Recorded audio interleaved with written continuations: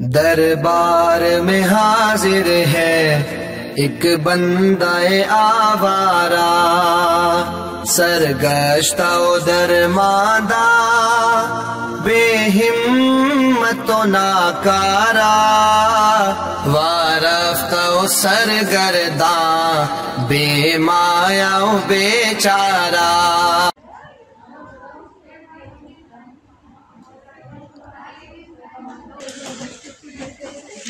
بسم اللہ الرحمن الرحیم، الحمدللہ وکفا وسلام علی عبادہ الذین اصطفیٰ، اما بعد۔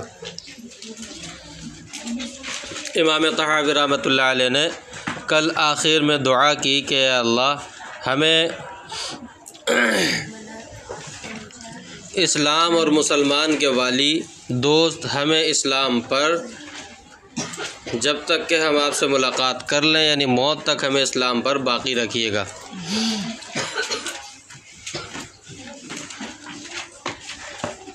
لہذا یہ تعلیم ہے کہ جیسی دعا مانگنی چاہیے۔ مثال کے طور پہ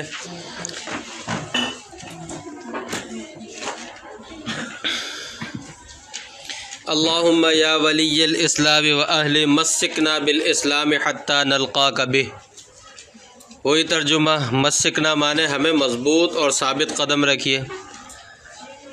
حضرت یوسف علیہ السلام کی دعا کا عکس ہے اصل میں یہ۔ حضرت یوسف علیہ السلام نے کیا دعا فرمائی تھی؟ ربی قد آتیتنی من الملک وعلمتنی من تأویل الاحادیث، کہ میرے رب آپ نے مجھے بادشاہت بھی دی اور خوابوں کی تعبیر کا علم بھی دیا۔ فاطر السماوات والارض، آسمان اور زمین کے ابتداءً پیدا کرنے والے یعنی موجد۔ انت ولی فی الدنیا والآخرہ، آپ ہی دنیا اور آخرت میں میرے دوست اور ولی ہیں۔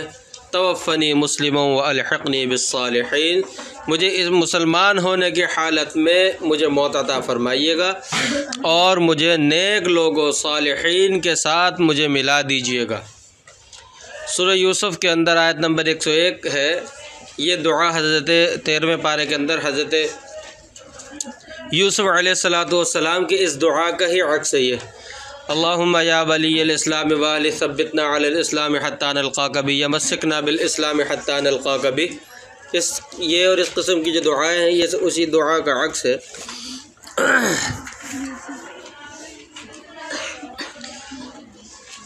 اسی قسم کی ایک دعا یا مقلب، حدیث کے اندر آتی یا مقلب القلوب ثبت قلبی علی دینک، اے دلوں کو پلٹنے والی ذات میرے دل کو اپنے دین پر ثابت اور قائم رکھیے گا۔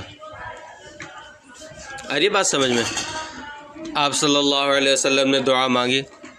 اسی طرح حضرت موسیٰ علیہ السلام نے جب فرعون کے ظلم وغیرہ کرنے پر دعا مانگی تھی اللہ تعالیٰ سے، تو انہوں نے کیا فرمایا تھا؟ ربنا افرغ علینا صبرا وتوفنا مسلمین، کہ اے میرے رب مجھ پر صبر بہا دیجئے، یعنی صبر مجھے عطا فرما دیجئے اور مجھے مسلمان ہونے کی حالت میں موت عطا فرمائیے۔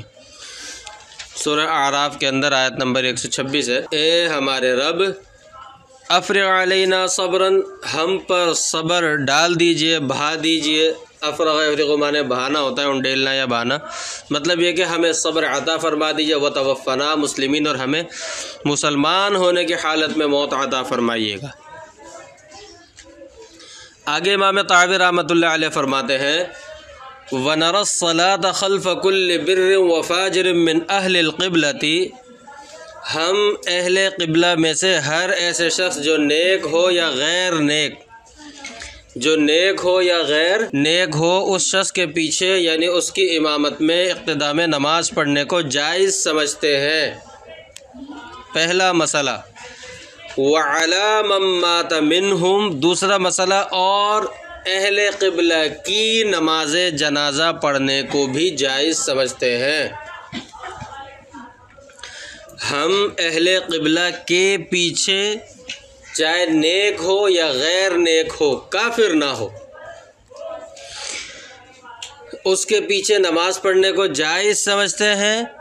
وَعَلَى مَن مَّاتَ مِنْهُمْ، اور اس پر جو ان میں سے مر جائے اس پر نماز پڑھنے کو، اور اس پر نماز کا مطلب نماز جنازہ پڑھنا۔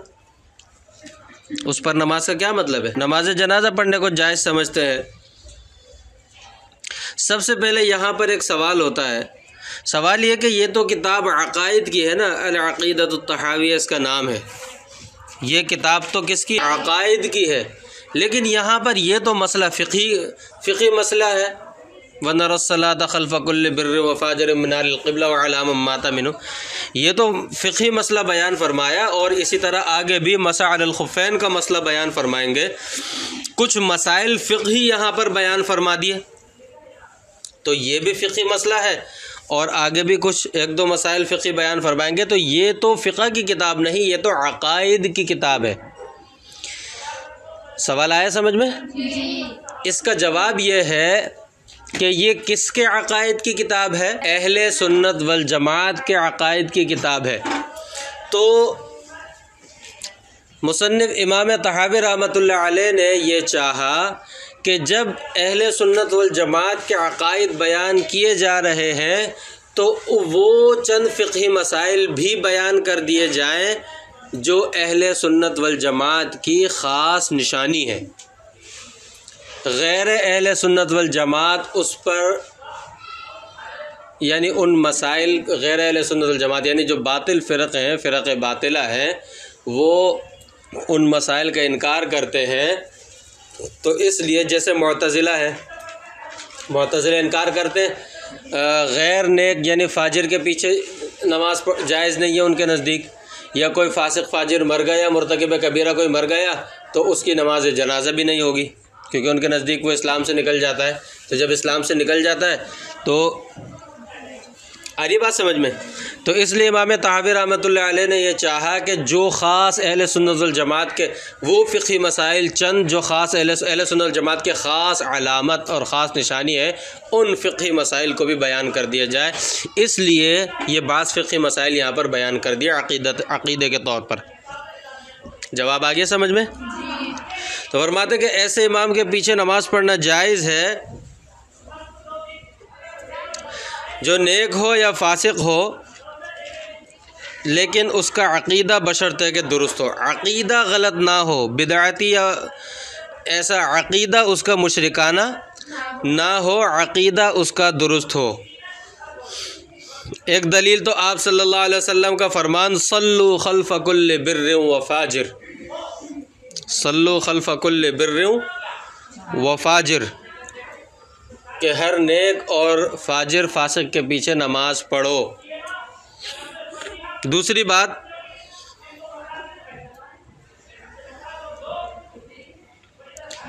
اسلاف بہت سارے ایسے حکمران ان کی امامت میں نماز پڑھتے ہوئے آئے ہیں جن کے بارے میں پتہ تھا کہ یہ فاسق ہے، جن کے بارے میں پتہ تھا کہ یہ ظالم اور فاسق ہیں، مگر وہ ان کی امامت اور اقتداء میں اسلاف بڑے بڑے محدثین فقہا وہ ان کی اقتداء اور امامت میں نماز پڑھتے ہوئے آئے ہیں بغیر نکیر کے، یعنی انہوں نے نماز پڑھنے پر ان کے پیچھے کوئی نکیر نہیں کی، ان کی اقتداء میں نماز پڑھی ہے۔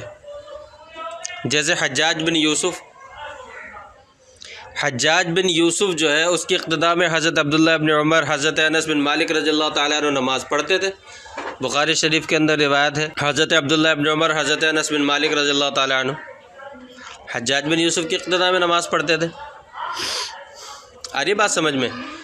حجاج بن یوسف ظالم تھا اور فاسق تھا، کس کو نہیں پتہ؟ ظالم فاسق ہی ہوگا بھائی، ظالم جو ہے مرتکب کبیرہ فاسق ہوتا ہے نا، تو کس کو نہیں پتہ تھا؟ سب کو پتہ تھا، مگر یہ صحابہ کرام بھی نماز پڑھتے تھے اور اسلاف سب ان کے پیچھے نمازیں پڑھتے تھے۔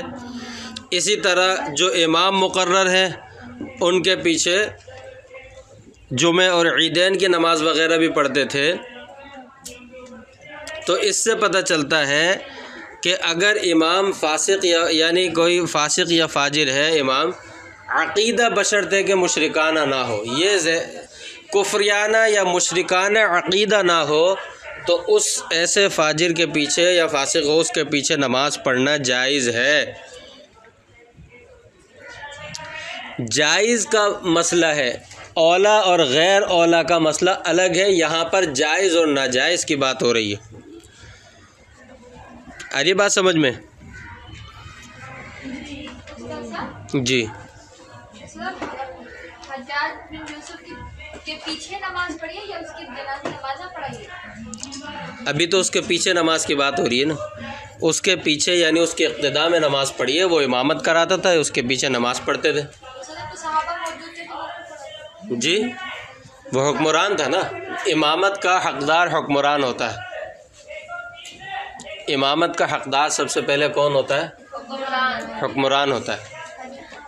تو ہم نے یہ بھی تو پڑھا ہے کہ اگر اس سے زیادہ کوئی ولی اور متقی موجود ہو تو وہ پڑھائیں۔ تو اللہ کی بندی وہ اولا اور غیر اولا کی بات ہے نا، جائز ناجائز کی تو نہیں ہے نا۔ میں یہی تو ابھی فرمایا میں نے عرض جو کیا ہے کیا کہ جائز ناجائز کی بات نہیں جائز ناجائز کی بات چل رہی ہے، اولا غیر اولا کی نہیں چل رہی۔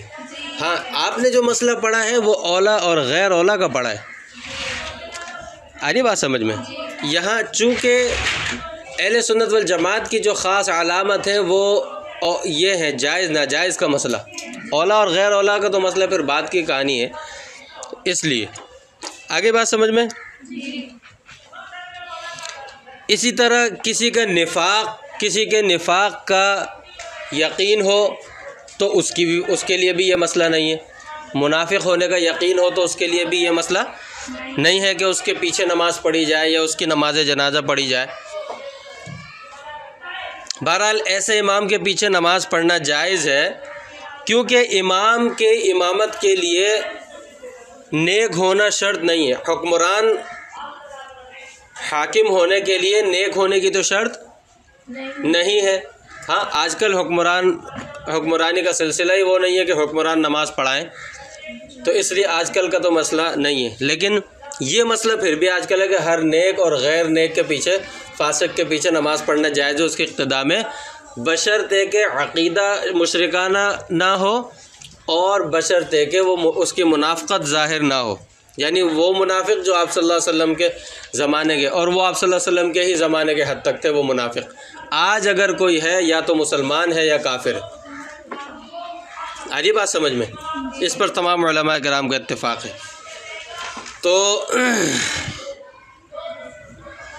اسی طرح ایسے لوگوں کی نماز جنازہ پڑھنا بھی جائز ہے، ایسے لوگوں کی نماز جنازہ پڑھنا بھی جائز ہے، بشرطے کہ یہ یقین نہ ہو کہ یہ حالت کفر میں مرا ہے، حالت کفر میں مرنے کا یقین نہ ہو۔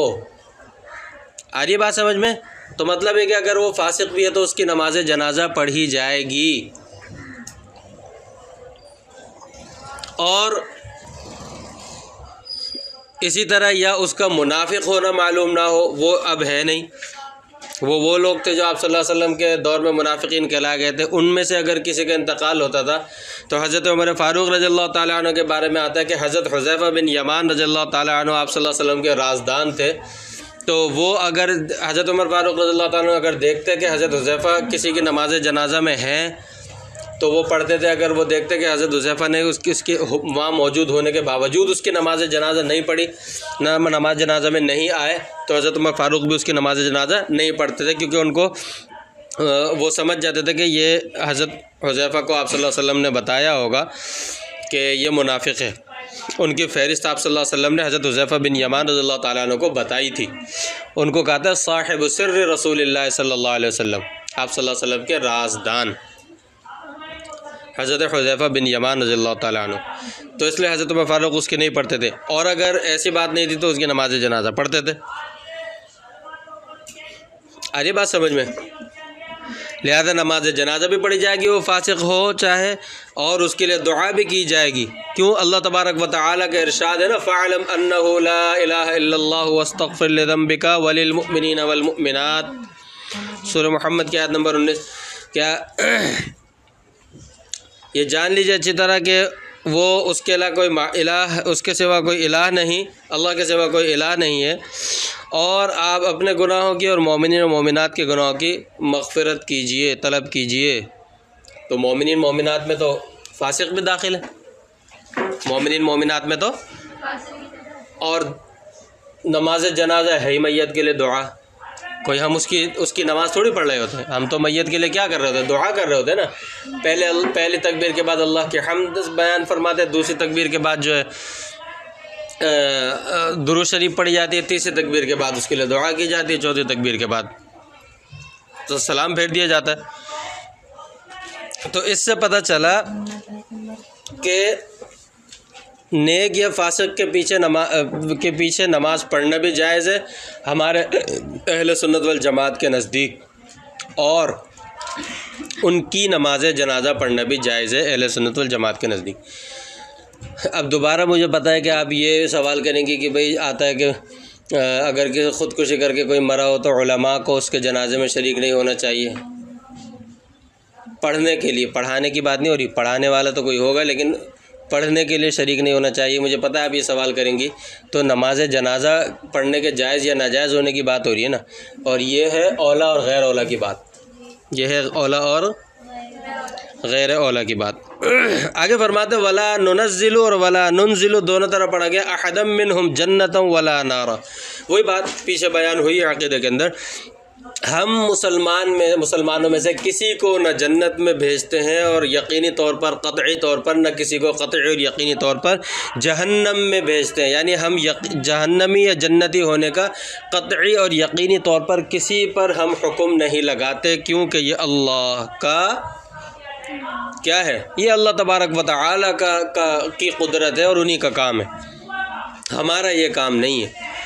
ولا نشهد علیہم بکفر ولا بشرک ولا بنفاق، اور فرمایا کہ ہم کسی پر نہ کفر کی گواہی دیتے ہیں، نہ شرک کی گواہی دیتے ہیں، مشرک ہونے کی، نہ نفاق کی، منافق ہونے کی گواہی نہیں دیتے. کب تک؟ ما لم یظہر منہم شیء من ذالک، جب تک کہ ان میں سے کسی سے کفریہ، شرکیہ یا نفاق والی کوئی بات ظاہر نہ ہو. ہاں اگر کسی سے کوئی کفریہ بات سے مراد کوئی بالکل واضح صریح کفر بواح جسے کہا جاتا ہے کہ جس کے کفر ہونے میں کوئی شک نہیں ہے، وہ کفر کی علامات ہیں، جس سے ایسی بات ظاہر ہو تو اس پر کفر کا حکم لگائیں گے. شرک مشرکانہ کوئی کام کرے یا بات کرے تو اس پر مشرک ہونے کا حکم لگائیں گے. منافقانہ کوئی کام کرے اس پر منافق ہونے کا حکم لگائیں گے. مگر ہم اس کے اگر کسی پر نہ ہو، صرف اپنے لڑائی جھگڑے آپس کی ناچاقی کی وجہ سے حکم لگا دیں، ایسا ہم نہیں کرتے. ہم اہل سنت والجماعت اور ہم مسلمان مومنین ایسا نہیں کرتے. آج یہ بات سمجھ میں، اس میں کتنی بڑی بات ہے. آج کل بہت سارے معاملات میں ایسا کہتے ہیں کہ یہ تو پکا کافر ہے. ان کو پھر سمجھانا پڑتا ہے، بولتا ہے کہ اللہ کے بندے، آپ کو کس نے کہہ دیا کہ اس بنیاد پر بندہ کافر ہو جاتا ہے؟ بولتے ہیں یہ تو پکا مشرک ہے. کس نے کہہ دیا آپ کو کہ اس بنیاد پر یہ مشرک ہو جاتا ہے؟ آپ ایسے کیوں کہہ رہے ہو؟ پھر ان کو وہ وعید حدیث کی سنانی پڑتی ہے کہ آپ صلی اللہ علیہ وسلم نے فرمایا کہ اگر کسی شخص نے کسی کو کہا ہے کافر، اگر وہ کافر ہوا پھر تو صحیح ہے وہ اپنے محمل پر، اور اگر وہ کافر نہ ہوا تو پھر یہ کفر اس کی طرف لوٹ کر آئے گا. یہ الزام کتنی سخت وعید ہے. تو اس لیے ہم نہ کسی کے لیے جنتی جہنمی ہونے کا قطعی فیصلہ کرتے ہیں، نہ ہم کسی کو بلا وجہ کفر، شرک، منافق، کافر، مشرک، منافق کہتے ہیں. ہاں اگر کسی سے یہ علامات ظاہر ہیں تو وہ تو خود ہی ہے، ظاہر سی بات ہے. اس پر حکم لگانے کا، اس پر پھر ہم حکم لگاتے نہیں ہیں، ہم حکم بتاتے ہیں. حکم تو اس نے عمل سے خود ہی لگا لیا، حکم تو اس نے اپنے عمل سے خود ہی لگا لیا، ہم صرف بتاتے ہیں. آج کل جس طرح کہا جاتا ہے علماء کرام کے بارے میں کہ مولوی ہر کسی کو کافر بناتے ہیں، مولوی بناتا نہیں، بنا تو وہ خود ہے اپنے عمل سے، مولوی صرف بتاتا ہے. مولوی صرف کیا کرتا ہے؟ بتاتا ہے. کیونکہ اگر بتائے گا نہیں تو کل تم ہی پھر گالی دو گے کہ لے مولویوں کو پتہ تھا، انہوں نے تو بتایا نہیں. تو اس لیے مولوی صرف بتاتا ہے، بناتا نہیں ہے. بن تو وہ اپنے عمل سے خود ہی جاتا ہے. بھائی بن تو وہ اپنے عمل سے خود ہی جاتا ہے نا، مولوی تھوڑی بنا رہا ہوتا اس کو بھیج کر. بہرحال اللہ تبارک و تعالی نے اچھا آگے کیا فرمایا؟ وَنَذَرُ سَرَائِرَهُمْ إِلَى اللَّهِ تعالی، اور ان کے باطن حالات اور معاملات ہم اللہ کے حوالے کرتے ہیں. جس سے ایسی کوئی چیز ظاہر نہیں ہوئی تو ہم بھی اس پر کوئی حکم نہیں لگاتے اس طرح کا، ہم اسے مسلمان ہی سمجھتے ہیں۔ باطن میں کیا ہے، اندر کیا ہے، دل میں کیا ہے، اس کو ہم اللہ کے حوالے کرتے ہیں۔ ہم ظاہر کو دیکھ سکتے ہیں، باطن کو جاننے والے کے حوالے کرتے ہیں۔ ان کا باطن ہم باطن کے جاننے والے کے حوالے کرتے ہیں، اور وہ ایک ہی ذات ہے، صرف اللہ تبارک و تعالیٰ کی۔ نہ کسی کا باطن آپ صلی اللہ علیہ وسلم، ہر کسی کا باطن نہ آپ صلی اللہ علیہ وسلم جان سکتے ہیں اور ہر چیز باطن کی جان سکتے ہیں، نہ کوئی اللہ کا ولی جان سکتا ہے ہر کسی کا باطن، اور ہر بات جو کسی کی اللہ تعالیٰ ظاہر کر دیں تو وہ الگ بات ہے۔ تو اس میں تو بعض صحابہ کرام کو ہی پتہ چل جاتا ہے۔ حضرت عمر فاروق حضرت عثمان غنی رضی اللہ تعالیٰ کیا فرماتے، لوگ غیبت کر کے آ کے ہماری مجلس میں بیٹھ جاتے، ان کو پتہ چل جاتا تھا۔ حضرت امام ابو حنیفہ رحمۃ اللہ علیہ کو، ان کو جو ہے لوگوں کے گناہ وضو کے اندر دھلتے ہوئے اللہ تبارک و تعالیٰ دکھا دیا کرتے تھے۔ آئی بات سمجھ میں؟ تو ہم لوگوں کے باطن کو باطن کے جاننے والے کے حوالے کرتے ہیں، جب تک کہ کیونکہ حکم ظاہر پر لگتا ہے، باطن پر نہیں۔ حکم کس پر لگتا ہے؟ اس لیے جو یہ بولتا ہے پردہ نہ کر جو بولتا ہے کہ نہیں ہمارا دل صاف ہے، تو بابو پردے کا حکم تو ظاہر پر ہے، چہرے کے پردے کا حکم چہرے کا ہے یا دل کے پردے کا حکم ہے؟ اسی لیے بعض لوگ بولتے ہیں نہیں میرا مقصد یہ نہیں تھا، تو آپ کا مقصد کو ہم نے کیا چاٹنا تھوڑی ہے؟ آپ نے تو زبان سے جس بیچارے کو بول دیا، اس کے دل آزاری کر دی، تو آپ نے تو کر دیا نا، تیر چلا دیا اس کے دل پر۔ تو حکم ہمیشہ ظاہر پر لگتا ہے، باطن کا معاملہ اس کا اور اللہ کا فیما بین العبد و بین اللہ ہوتا ہے معاملہ، اس میں ہمارا کوئی لینا دینا نہیں ہوتا۔ اس لیے ہم باطن کو اللہ کے حوالے کرتے ہیں۔ اللہ تبارک و تعالیٰ فرماتا ہے وَلَا تَقْفُ مَا لَيْسَ لَكَ بِهِ عِلْمٌ ان السمع والبصر والفؤاد كل اولئک کان عنہ مسئولا۔ اور جس چیز کا آپ کو علم نہیں اس کے پیچھے مت پڑیے، اس کے پیچھے کہ کان اور دل اور سب اعضاء سے سوال ہوگا۔ ان السمع والبصر والفؤاد، کان آنکھ دل اور تمام اعضاء سے کیا ہوگا؟ کل اولئک کان عنہ، سب سے سوال ہوگا۔ سورہ بنی اسرائیل کی آیت نمبر 36 ہے۔ ایک اور جگہ ارشاد فرمایا یا ایھا الذین آمنوا اجتنبوا کثیرا من الظن ان بعض الظن اثم، اے ایمان والو تم بہت زیادہ اندازے لگانے بدگمانی کرنے سے کیا کرو؟ بچو۔ کیوں بدگمانی کرنے سے بچو؟ ان بعض الظن اثم، اس لیے کہ بعض گمان جو ہے، بہت زیادہ گمان کرنے سے بچو، اس لیے کہ بعض گمان جو ہے وہ کیا ہے؟ گناہ ہوتے ہیں، یعنی بدگمانیاں گناہ ہوتی ہیں۔ ولا تجسسوا، اور تم جاسوسی نہ کرو، کون کیا کر رہا ہے، کون کیا کر رہا ہے، یہ کیا کر رہے ہیں، ان کا اس سے کیا معاملہ ہے، ان کا اس سے کیا تعلق ہے، یہ کس سے جو ہے زیادہ مل رہا ہے، یہ کس سے زیادہ بات کر رہا ہے، یہ ساری ولا تجسسوا قرآن کا حکم ہے، ہرگز جاسوسی مت کرو۔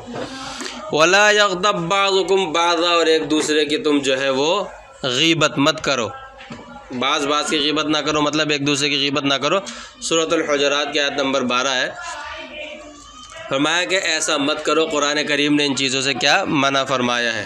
تو پتہ چلا کہ ہم کسی پر حکم بلا وجہ نہیں لگاتے جب تک کہ کوئی چیز صراحتاً ظاہر نہ ہو، اور باطن کے پیچھے ہم نہیں پڑتے، وہ ہمارا کام نہیں ہے۔ اللہ تعالیٰ نے اپنے حبیب صلی اللہ علیہ وسلم کو جب یہ فرما دیا تو پھر اور کون ہو سکتا ہے جو کسی کے باطن کو دیکھے؟ ولا نرى السيف على احد من امت محمد صلی اللہ علیہ وسلم الا من وجب علیہ السیف، فرمایا کہ اور ہم آپ صلی اللہ علیہ وسلم کی امت میں سے کسی پر بھی تلوار اٹھانے کو، یعنی کسی سے جنگ کرنے کو جائز نہیں سمجھتے، یعنی کسی مسلمان سے جنگ کرنے کو جائز نہیں سمجھتے، مگر جس پر تلوار اٹھانا واجب ہو گیا ہو، یعنی کفار پر تلوار اٹھانا واجب ہے، لیکن آپ صلی اللہ علیہ وسلم کی امت میں مسلمانوں میں، یعنی جس سے قصاص لیا جا رہا ہو، جس سے کیا لیا جا رہا ہو، اگر کسی نے قتل عمد کیا ہو اور قصاص لیا جا رہا ہو اس صورت کے اندر، یا پھر شادی شدہ جوڑا اگر گناہ کا بدکاری کا ارتکاب کرے تو ان کو بھی قتل کیا جائے گا۔ ایسے لوگوں کو تو قتل کیا جائے گا، وگرنہ ہم مسلمانوں کو قتل کرنے کو بالکل جائز نہیں سمجھتے۔ آ رہی بات سمجھ میں؟ امام طحاوی رحمۃ اللہ علیہ یہاں پر یہ فرمانے کہ مسلمانوں کی جان مال عزت اسلام کی وجہ سے محفوظ ہے، سوائے اس شخص کے جس پر تلوار اٹھانا واجب ہو گیا، یعنی قصاصاً یا حداً، جس کو قتل کرنا واجب ہے، کہ ہم امت محمدیہ میں سے کسی پر بھی تلوار اٹھانے کو، تلوار چلانے کو جائز نہیں سمجھتے، مگر وہ شخص کہ جس پر تلوار اٹھانا واجب ہو گیا ہو، یعنی بطور حد کے۔ آ رہی بات سمجھ میں؟ امام طحاوی رحمۃ اللہ علیہ نے یہ بھی ایک مسئلہ بیان فرما دیا۔ اب خوارج ہو گئے یا اس دور کے جو بعض لوگ تھے وہ خوارج، وہ بھی تو مسلمانوں کے خلاف تلوار اٹھاتے تھے، ان کی تردید کر دی۔ اور میں آپ کو بتا دوں ہمارے زمانے کے کن لوگوں کی تردید ہوئی ہے، ہمارے زمانے کے، ہمارے ملک پاکستان کے، ہمارے ملک پاکستان میں بعض لوگ ایسے ہیں جو یہ کہتے ہیں کہ حکومت وقت کے خلاف، جو بھی حکومت ہو، یہ کئی سالوں سے 10-15 سال سے 20 سال سے یہ بات چلتی ہوئی آ رہی ہے، ان کا عقیدہ نظریہ یہ ہے کہ حکومت وقت جو ہے یہ حکومت کفریانہ حکومت ہے، اس کے خلاف جہاد فرض ہے۔ وہ لوگ کیا کہتے ہیں کہ اس حکومت وقت کے خلاف جہاد فرض ہے، ٹھیک ہے؟ تو امام طحاوی رحمۃ اللہ علیہ نے منع فرما دیا کہ نہیں، وجہ بتاؤ کیوں فرض ہے، کوئی وجہ تو ہو جہاد فرض ہونے کی۔ ہمارے اکابر اسلاف سب کہتے ہیں کہ نہیں، حکومت وقت کے خلاف بھلے فاسق ہو لیکن جہاد، اس کے خلاف تلوار اٹھانا بغاوت، کبھی دیکھا ہمارے علماء کرام نے کبھی بغاوت کی ہو؟ نہیں، بغاوت فرض بالکل بھی نہیں، جائز نہیں ہے۔ ہاں جو بغاوت کے جو مواقع ہیں وہ الگ بات ہے، وہاں جب ہوگی، جب دیکھی جائے گی۔ تو ہمارے یہ کون بولتا ہے اب اس دور میں؟ جماعت اسلامی والے۔ آ رہی بات سمجھ میں؟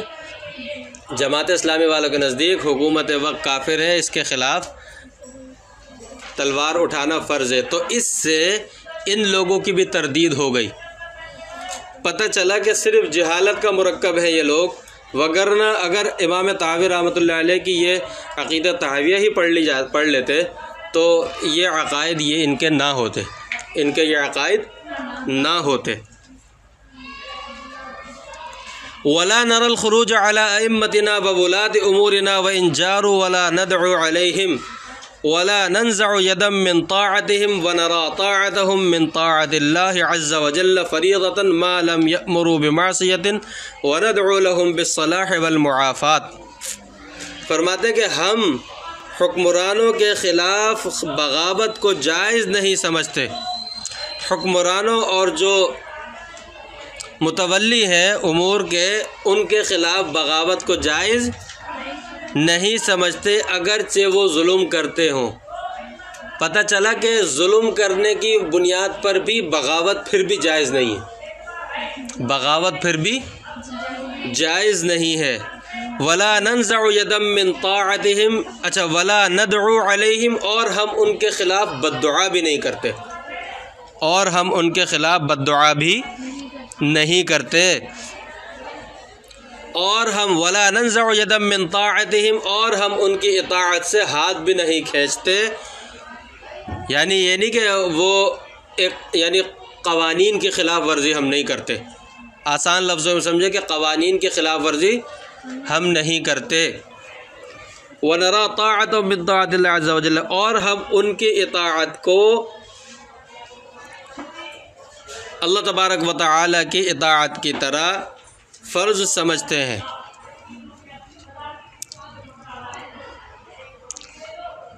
ارے بات سمجھ میں؟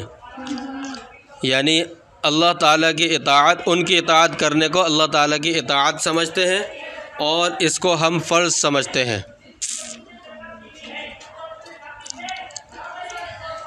ان کی اطاعت کو اللہ تعالیٰ کی اطاعت کے مطابق کیا سمجھتے ہیں؟ ہم فرض سمجھتے ہیں۔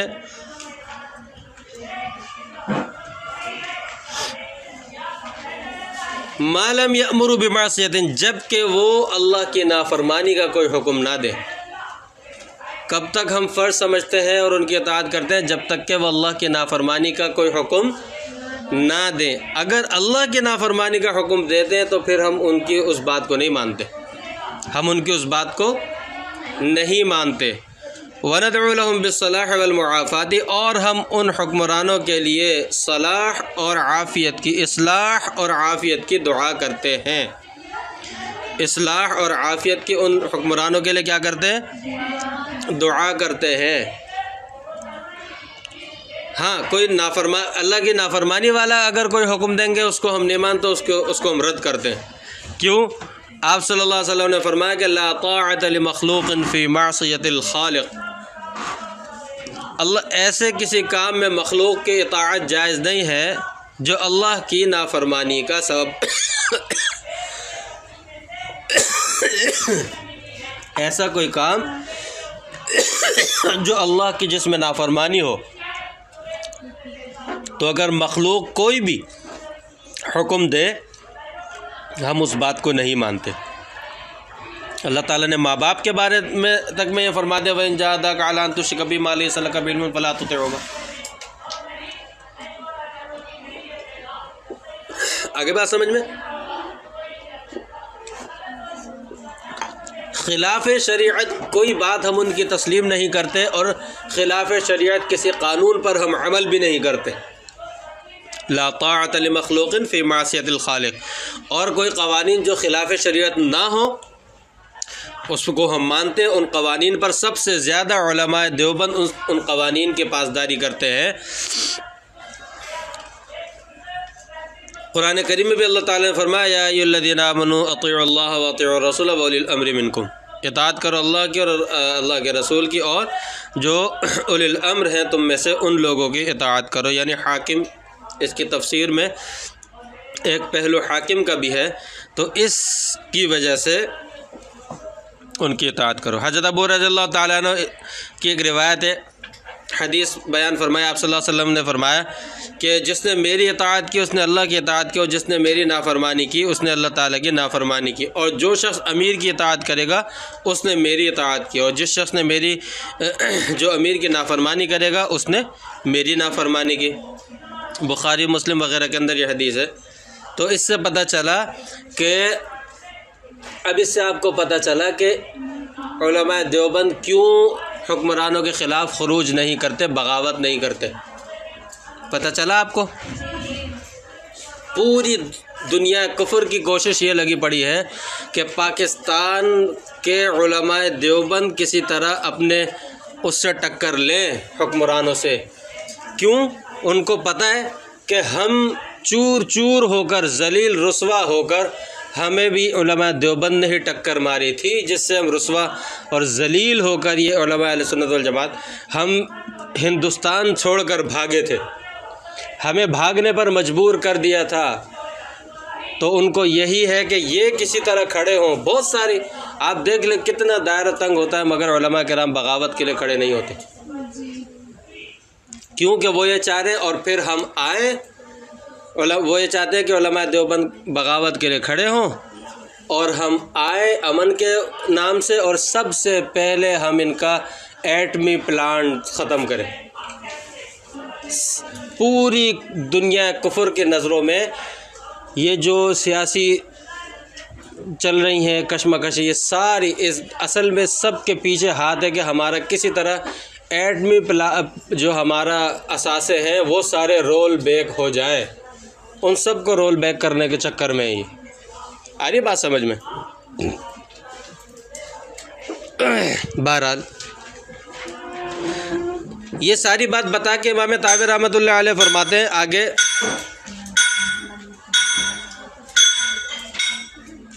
چلیں آگے انشاءاللہ کل پڑھتے ہیں، لیکن اس سے آپ کو اتنا پتہ چل گیا کہ ہم ہر فاسق اور نیک کے پیچھے نماز بھی پڑھتے ہیں، ان کی نماز جنازہ بھی پڑھتے ہیں۔ یہ اہل سنت والجماعت کا خاص خصوصی مسئلہ ہے، ٹھیک ہے؟ اور کسی کو ہم قطعی طور پر جنتی جہنمی نہیں کہتے جب تک کہ کفر و شرک و نفاق ظاہر نہ ہو، حکم نہیں لگاتے۔ باطن کے پیچھے ہم نہیں پڑھتے، باطن کے جاننے والے کے حوالے کرتے ہیں۔ اور حکمرانوں کے خلاف بلا وجہ خروج نہیں کرتے، ان کی بات مانتے ہیں، یعنی قوانین پر عمل کرتے ہیں جب تک کہ خلاف شریعت کوئی قانون نہ ہو، کوئی حکم نہ ہو، اور اس پر عمل نہیں کرتے کوئی خلاف شریعت قانون ہو، اور ان کے لیے ہم دعا بھی کرتے ہیں۔ آپ دیکھ لیں ہر کوئی گالیاں دیتا ہے، لیکن علماء دیوبند تردید کرتے ہیں کسی بات کی اور اس کے ساتھ ساتھ دعا ضرور کرتے ہیں۔ آ رہی بات سمجھ میں؟ چلیں، وآخر دعوانا الحمدللہ رب العالمین۔